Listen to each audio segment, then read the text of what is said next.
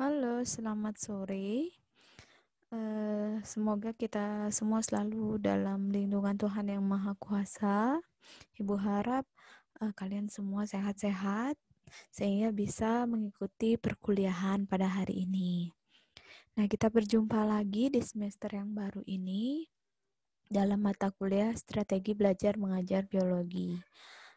Untuk mata kuliah ini akan diampu oleh tim dosen, yaitu Ibu sendiri, Niwayan Ekayanti, dan Ibu Dewayu Sri Ratnani. Besar SKS untuk mata kuliah ini adalah 3 SKS. Nah, untuk mata kuliah Strategi Belajar Mengajar Biologi, perlu ada beberapa hal yang kita sepakati dulu sebelum kita lanjut ke materi. Jadi untuk hari ini, Ibu akan menyampaikan kontrak kuliah dari mata kuliah ini. Yang pertama, itu untuk mata kuliahnya sendiri, ini adalah Strategi Belajar Mengajar Biologi. SKS-nya adalah 3 tanpa praktikum. Kemudian kita rencanakan jumlah pertemuannya itu adalah 16 kali sampai UTS dan UAS. Lalu kehadiran saudara minimal Ibu minta 75% atau 13 kali dalam satu semester ini. Itu paling minimal.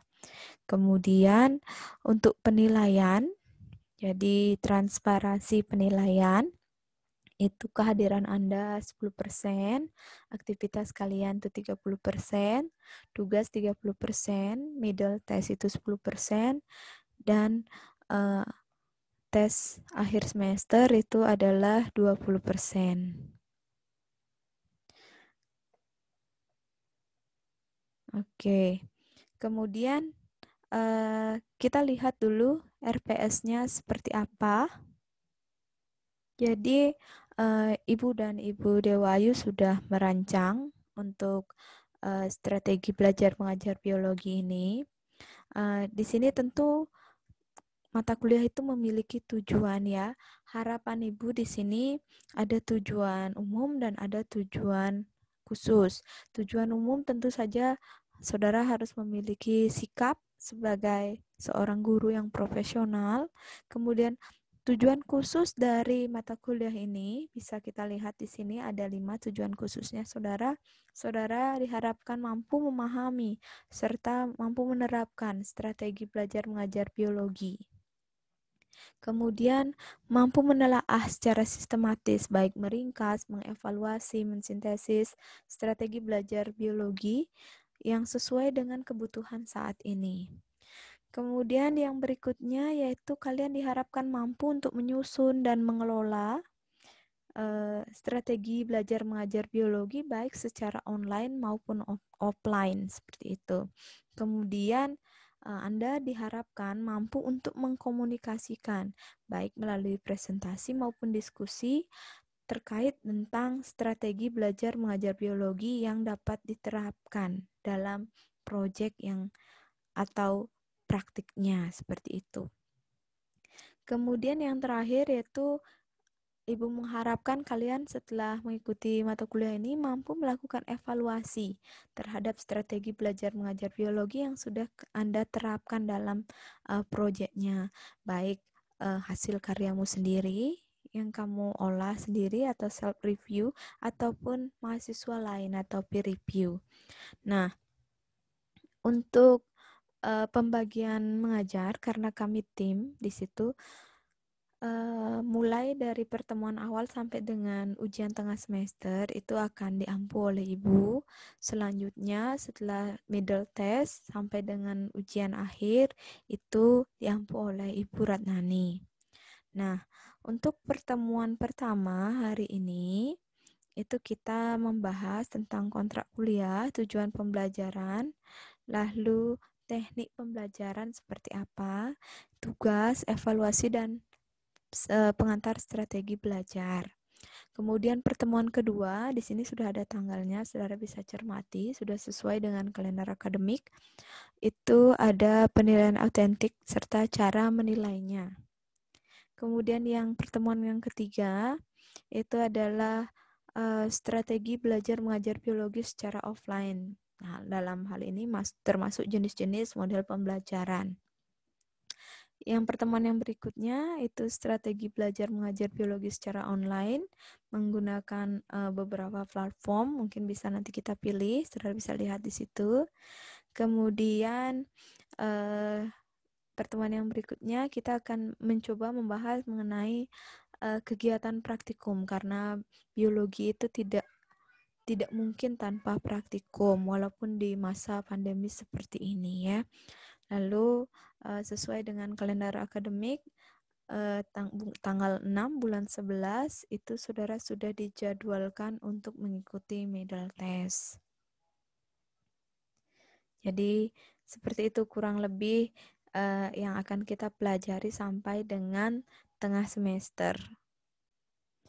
Baik saudara, karena kita sudah membahas kontrak kuliah, kemudian kita juga sudah membahas RPS tentang apa yang akan kita pelajari selama setengah semester ini.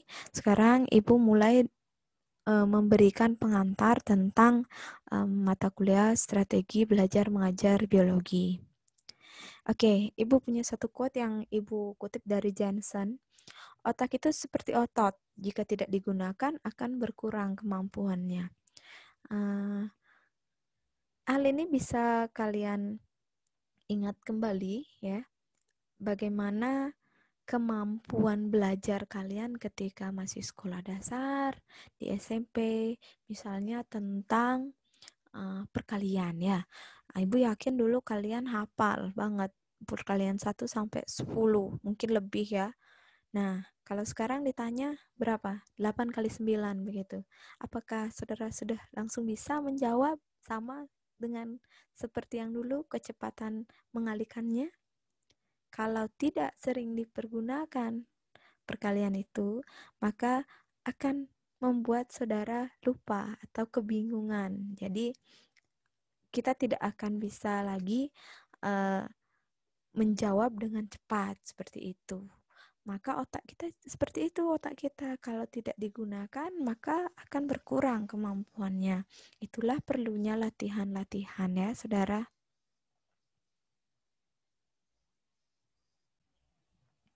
Oke, selanjutnya kita akan mulai membahas tentang strategi ya. Seperti nama mata kuliah inilah strategi belajar mengajar biologi. Jadi kita awali dulu dengan membahas apa itu strategi. Jadi asal katanya itu adalah dari bahasa Yunani yang berarti stratos, militer, dan agos, memimpin, pimpinan militer, seperti itu. Kalau sebagai kata kerja itu berarti merencanakan, to plan. Jadi secara umum ini strategi bisa dikatakan yaitu garis besar haluan untuk bertindak dalam usaha mencapai sasaran yang sudah ditentukan. Ada kata yang harus saudara garis bawahi di sini. Garis besar, usaha, sasaran yang ditentukan. Jadi ada tata cara gitu, kemudian usaha dan sasaran, target. Nah, gimana strategi dalam dunia pendidikan? Dalam dunia pendidikan, bisa dikatakan bahwa sebagai a plan, method, or series of activities designed to achieve a particular education goal. Ini dikutip dari David tahun 76. Yang berarti, dalam strategi itu ada perencanaan yang berisi tentang serangkaian kegiatan yang sengaja didesain atau dirancang untuk mencapai tujuan pendidikan tertentu. Jadi, desain untuk mencapai tujuan tertentu. Oke, siswa bodoh itu mitos. Jadi, tidak ada kecerdasan tanpa otak. Selama dia memiliki otak, berarti dia mampu menjadi cerdas. Nah, otak itu adalah seorang seniman, ahli kimia, seorang ahli teknik yang terus bekerja menyusun, mengatur dirinya sendiri, sehingga dia menjadi tempat penyimpanan yang paling efektif, juga sebagai pencatat kejadian dan pengurus perpustakaan yang efisien. Kecepatan otak dalam mengelola data itu belum tertandingi oleh komputer manapun. Ini menurut Benson seperti itu. Jadi otak itu lebih canggih dari komputer manapun. Tidak ada yang bisa menandingi otak. Sekarang bagaimana caranya untuk mencerdaskan otak itu? Disinilah kita perlu usaha. Nah, ini ada kisah inspiratif dari Profesor Yohanes Surya Pihadi. Jadi ini beliau dikatakan sebagai sang super guru karena mampu membuat anak-anak dari pedalaman Papua yang sudah 4 tahun tidak naik kelas menjadi juara Olimpiade Matematika tingkat internasional yang mampu membawakan medali emas untuk Indonesia. Nah, gimana caranya nanti akan Ibu lampirkan linknya. Kalian bisa tonton videonya. Semoga kisah inspiratif ini mampu memotivasi kalian. Sehingga ketika kalian menjadi seorang guru, kalian tidak berputus asa ketika anak didik kalian tidak mampu mencapai target yang ditentukan. Sehingga kalian bisa mampu terus berusaha untuk memfasilitasi anak-anak didik kalian nantinya. Oke, sekarang kita lanjut ke klaster-klaster kecerdasan. Jadi bisa kalian lihat di gambar ini otak manusia ya. Otak manusia itu memiliki beberapa bagian, saudara. Dikatakan di sini, memory is a complex system involving multiple structure and region of the brain. Jadi sistem yang sangat kompleks. Memori itu sistem yang sangat kompleks. Kemudian memory is formed, process and stored throughout the brain, and different types of memory have different path. Jadi dibentuk, diproses, dan disimpan di dalam otak. Dia memiliki tempat penyimpanan bagian yang berbeda-beda. Nah, bisa kalian lihat di sini. Ada yang namanya prefrontal cortex, kemudian ada cerebral cortex, ada auditory cortex.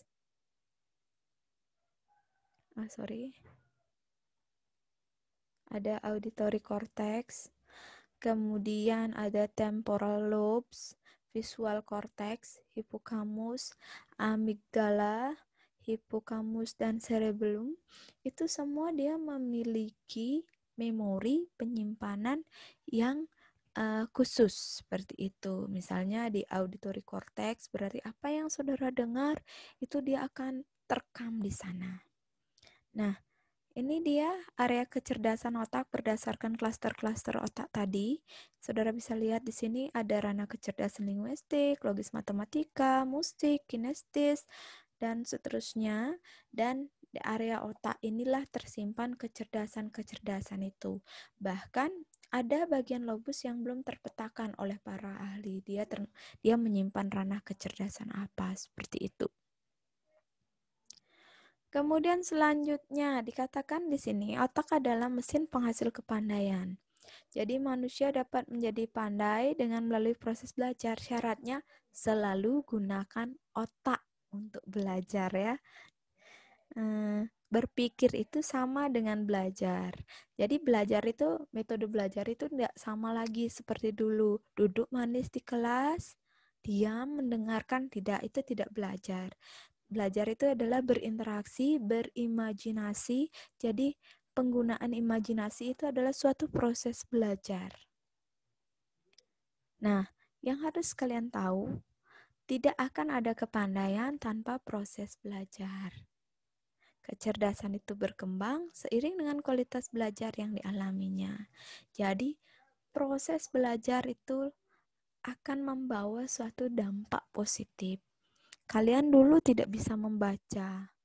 Jangankan membaca, mengenal huruf kalian tidak bisa. Tapi sekarang saudara, dengan melihat aja saudara bisa membaca. Itu perlu proses. Jadi tidak begitu saudara masuk ke sekolah dasar, tahu-tahu sudah langsung bisa membaca. Tahu-tahu sudah bisa perkalian. Tidak seperti itu, tapi itu perlu proses. Oke.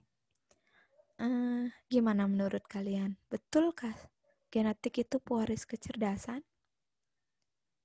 Ini tidak salah ya, tapi tidak 100% betul, tidak mutlak, tapi bersifat potensial. Jadi kalau orang tuanya cerdas, begitu anaknya potensial untuk cerdas. Namun yang tidak kalah berpengaruh itu adalah lingkungan positif serta nutrisi pada saat tumbuh kembangnya. Pola asuh dalam pendidikan itu yang penuh kasih akan sangat berpengaruh terhadap arsitektur otak anak-anak. Kemudian kuantitas jumlah informasi yang diterima dan kualitas informasi pengulangan seperti itu, ini akan mampu membuat sinaps menjadi lebih banyak dan kuat. Nah, kalau sinapsnya banyak dan kuat, maka akan berpengaruh terhadap kecerdasannya. Ini semua, jadi semua proses belajar itu bersumber dari otak. Kalau pembelajaran itu adalah menyenangkan, maka akan mampu membentuk jembatan-jembatan pengetahuan yang baru. Simpul koneksi antar jembatan pengetahuan ini dibangun oleh ikatan antar mielin pada neuron otak.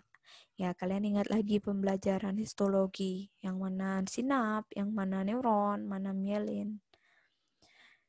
Oke, semakin banyak simpul antar jembatan yang terbangun, maka otak menjadi semakin berkualitas. Nah, di setiap bagian otak, di lobus-lobusnya itu berisi miliaran saraf ya. Semakin banyak jonjot-jonjot pada permukaan otak itu, maka semakin luas permukaan otak yang memungkinkan saraf itu menjadi lebih banyak. Nah, seperti tadi yang Ibu katakan, posisi lobus dalam otak itu adalah ruang-ruang kecerdasan. Kalian ingat lagi gambar yang tadi, yang di temporal itu apa, kemudian di auditory itu apa. Nah, stimulus edukasi yang sesuai, pola strategi pendidikan yang tepat, kesabaran tanpa kekerasan, kontinuitas fun learning yang berkelanjutan, konsisten, dan kesehatan tubuh kembang yang terpelihara, ini sangat memungkinkan anak bisa menjadi seorang anak yang jenius. Otak itu sendiri adalah suatu pabrik kecerdasan. Ya, ini yang akan membantu informasi pengetahuan itu menjadi suatu ilmu pengetahuan sehingga dapat menjadi suatu produk belajar. Oke, menurut MC Klein menyebutkan bahwa otak manusia itu terdiri dari 3 bagian, saudara. Ada otak reptil, otak mamalia, dan otak neurokorteks. Otak reptil itu yang mana? Otak reptil itu dimulai dari batang otak yang terhubung dengan tulang belakang. Ya, sudah terbayang ya letaknya.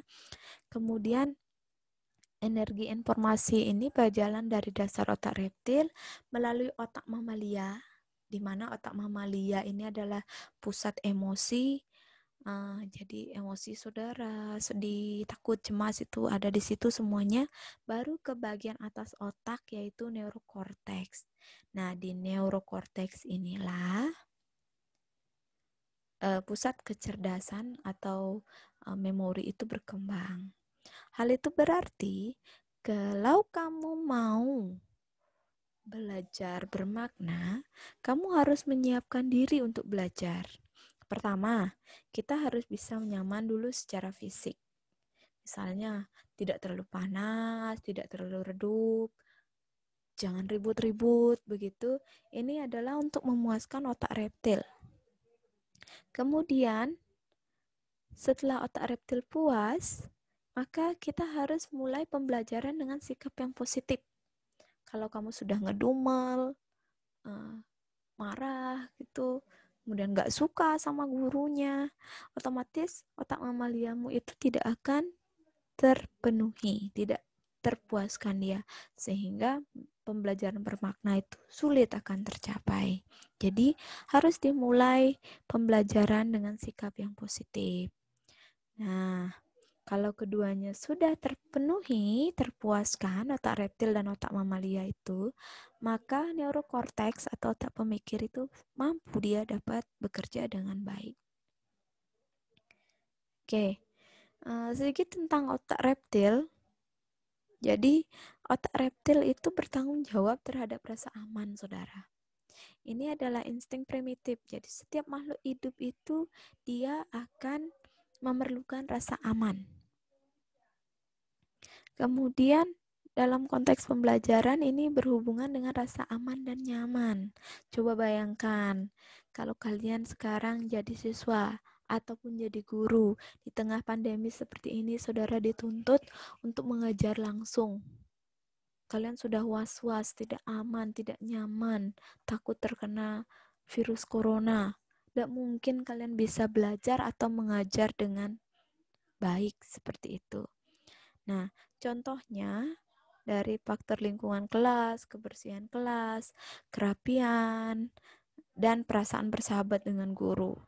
Itu semua berpengaruh terhadap kondisi otak reptil saat belajar. Lanjut ke otak mamalia, itu adalah pusat kontrol emosi ya. Kalian sedih, senang, ketakutan, semua itu dikontrol oleh otak mamalia. Kemudian yang terakhir itu adalah neurokorteks. Ini adalah pabrik utama kecerdasan yang mengolah, memproses informasi menjadi suatu pengetahuan. Ya, gimana dia bisa mengolah suatu informasi? Syaratnya yaitu puaskan dulu otak reptil dan otak mamalia atau otak limbiknya. Misalnya dengan setting kelas ideal, apersepsi dulu sebelum beri pembelajaran, kemudian strategi belajar yang tepat ya. Kalau itu semua terpenuhi, maka ketiga otak itu mampu bekerja sama sebagai pabrik kecerdasan. Ya, ini Ibu punya gambar, kalian bisa lihat di sini secara ringkas yang mana otak reptil, otak mamal, kemudian neurokorteks dan bagaimana sistemnya bisa bekerja. Oke. Nah, agar pembelajaran ini tidak satu arah seperti itu, maka dalam pembelajaran hari ini Ibu akan memberikan kalian 2 buah kasus ya yang harus kalian bahas. Kalian bahas, bisa diskusi dengan teman, tapi Ibu minta jawabannya secara mandiri nanti diunggah ke Google Classroom. Ya, kasus yang pertama ini adalah tentang Sony. Saudara bisa baca di sini. Jadi si Sony itu dia seorang siswa. Bagaimana keadaan Sony? Silahkan dibaca. Kemudian di sekolah yang sama, di kasus yang sama, itu ada juga siswa yang bernama Cipto. Oke. Kemudian kasus yang kedua, ini adalah seorang Jason.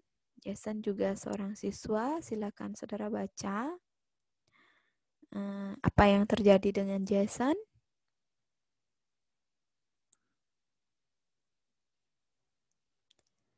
Kemudian berilah pendapat saudara tentang kedua kasus tersebut. Adakah yang menunjukkan anak pintar? Apa alasannya? Yang mana yang menurut saudara anak yang pintar? Seperti itu. Silahkan upload jawaban kamu di Google Classroom ya. Baik saudara, Ibu rasa untuk hari ini kita cukupkan dulu pertemuan kita. Jangan lupa segera selesaikan tugas saudara dan sampai jumpa pada pertemuan berikutnya. Terima kasih semuanya.